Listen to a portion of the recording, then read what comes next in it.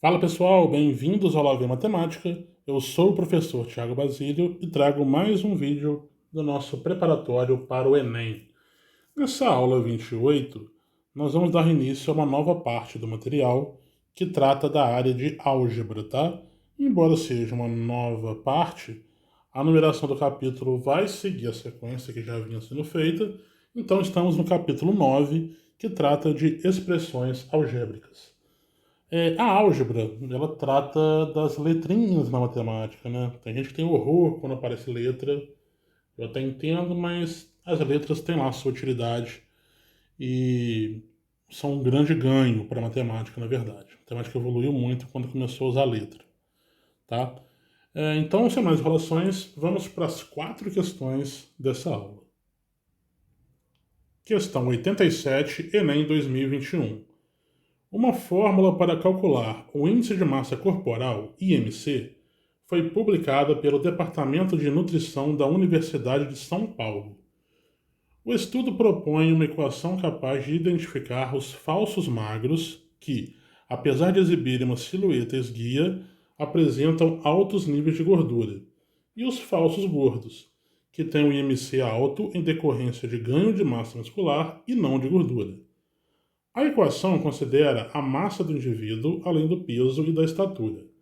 A fórmula é expressa pela soma do triplo da massa em quilograma com o quádruplo do percentual de gordura, tudo dividido pela altura em centímetro.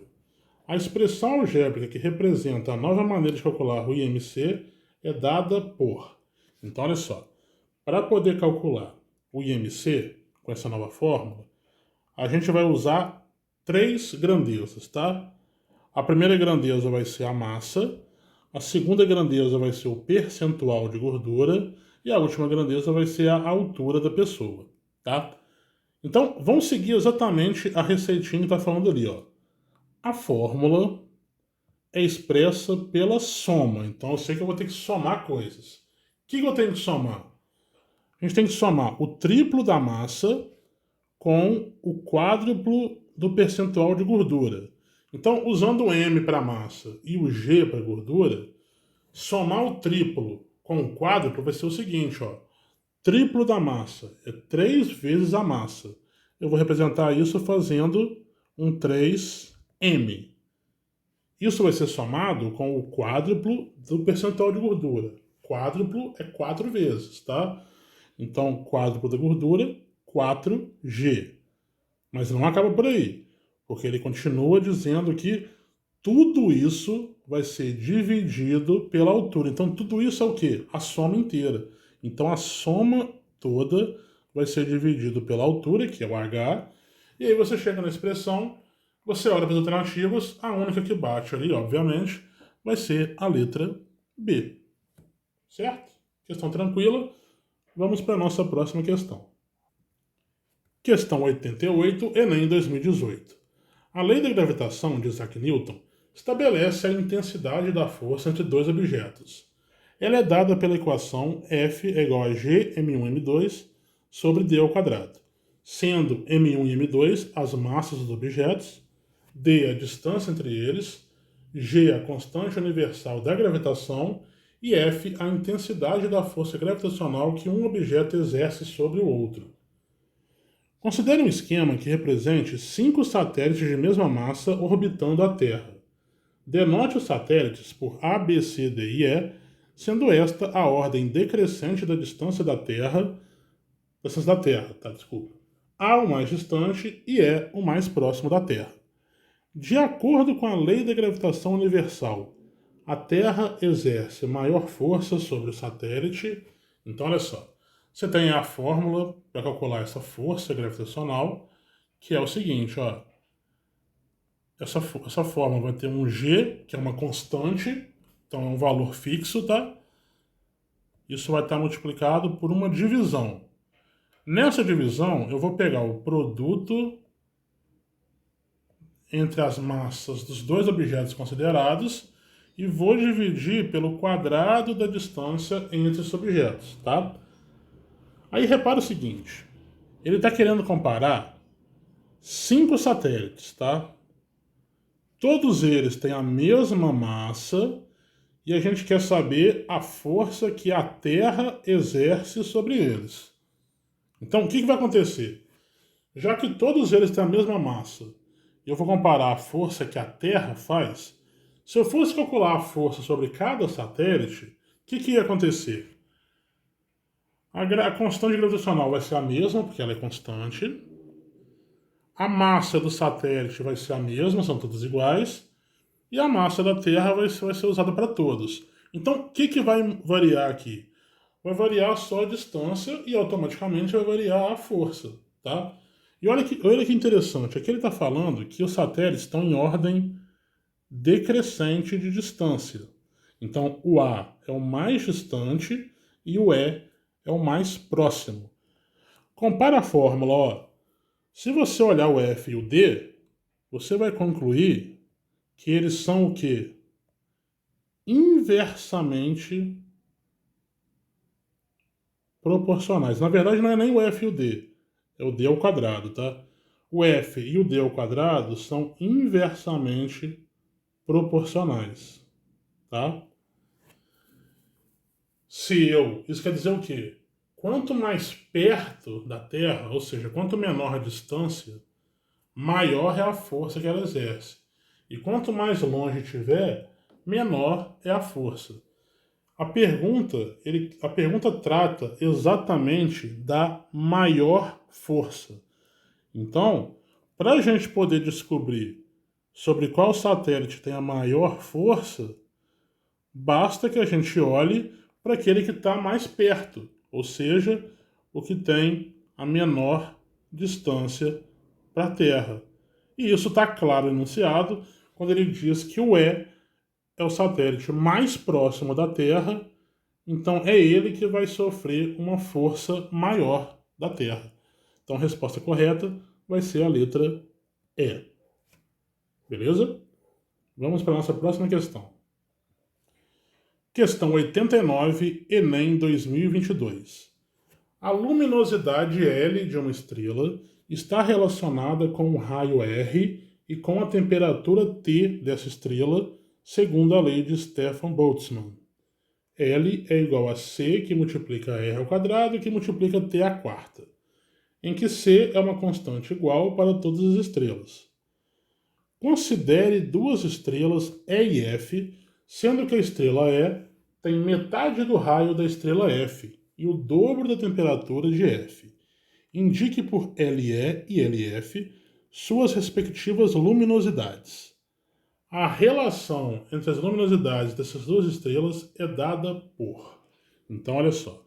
A fórmula que vai ser levada em conta é essa lei de Stefan Boltzmann, que diz que a luminosidade é uma constante multiplicada pelo quadrado do raio e pela quarta potência da temperatura, tá? Então, eu vou começar aqui calculando justamente o nosso LE, tá? Então, a luminosidade da estrela E vai ser a constante multiplicada pelo raio de E ao quadrado, multiplicado pela temperatura de E elevado à quarta, tá? Agora, notem o seguinte, ele disse aqui no enunciado que a estrela E tem metade do raio da estrela F, tá? Então, esse RE é metade do RF. Então, eu vou pegar aqui, ó, o que a gente vai fazer? Eu vou repetir a fórmula até certo ponto, tá? Claro, subir um pouquinho aqui. Vai ser C. Aí agora, no lugar do RE, eu vou colocar a metade do RF, que é o que foi dito ali em cima, tá? Então aqui vai ficar RF sobre 2, isso elevado ao quadrado. E aí ele continua dizendo que a estrela E ela tem o dobro da temperatura de F. Então a temperatura de E é o dobro da temperatura de F. Então eu vou pegar aquela temperatura de E, que está ali, e vou substituir pelo dobro da temperatura de F. Tá? E isso aí vai continuar elevado à quarta potência.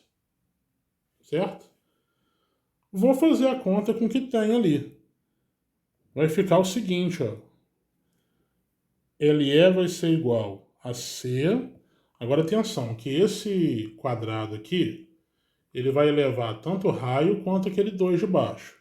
Então vai ficar o raio de F ao quadrado sobre o 2 ao quadrado, que é 4. E aí a gente tem o dobro de TF à quarta. Então esse A quarta vai ser tanto para o 2 quanto para o T.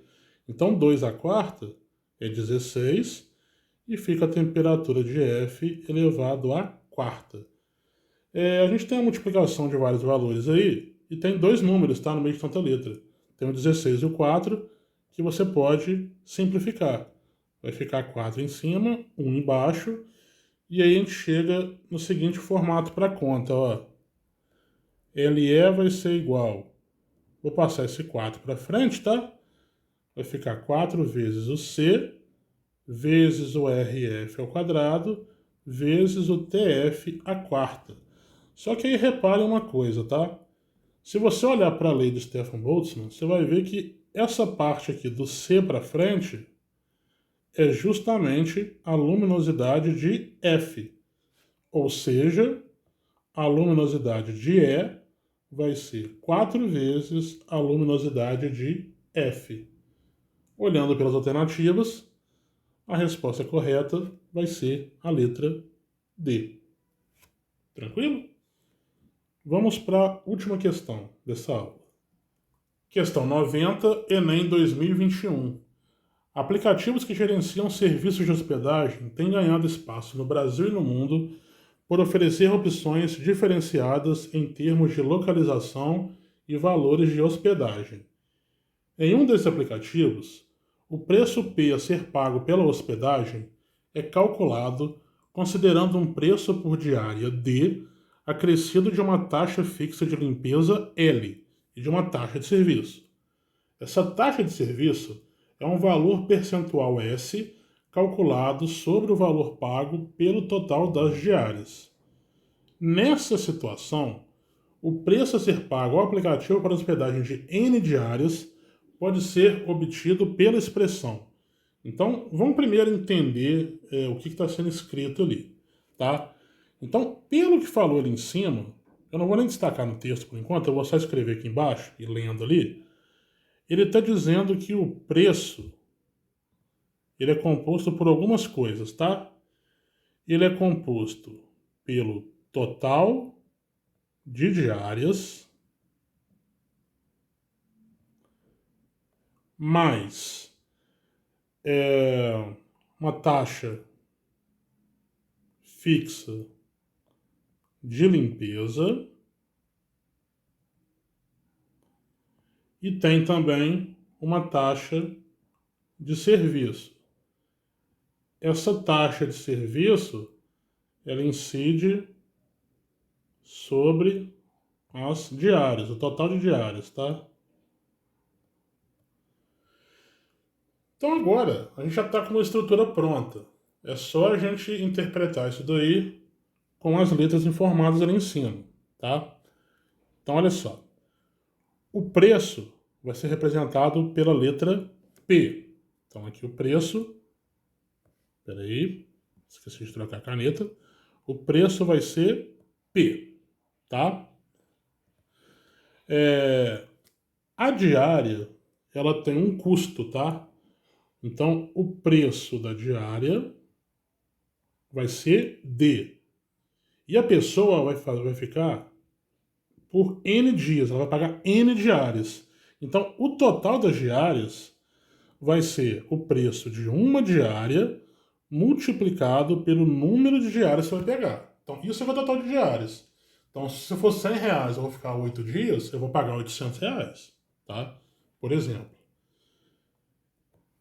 Aí você, além disso, você tem uma taxa fixa de limpeza, que é o L, tá? Como ela é fixa, ela independe de quantos dias você vai ficar. Você pode ficar 1, pode ficar 20. A taxa é fixa, tá? Então, você vai somar L e aí você tem uma taxa de serviço. Essa taxa de serviço, pelo que está ali, ó, a taxa de serviço é o quê? É um valor percentual S que calcula sobre o valor pago pelas diárias. Então, vai ser o quê? Eu vou pegar o valor pago pelas diárias, que é aquele DN do começo, e vou multiplicar por um valor percentual, que é o S. E aí a gente chega na fórmula que calcula o preço a ser pago. Olhando as alternativas, você vai concluir que a resposta correta vai ser a letra A. Beleza? E aí finalizamos nossa aula. Bom, espero que vocês tenham gostado, visto que não é esse bicho papão todo, tá? A parte de álgebra, dá para levar, tem questões interessantes, né? Mas qualquer coisa deixa no comentário, tá? Qualquer dúvida. Deixa o gostei se gostou do vídeo. Inscreva-se no canal se não for inscrito ainda. Compartilhe com os amigos. Obrigado a quem assistiu até agora. Aguardo vocês na próxima. Valeu!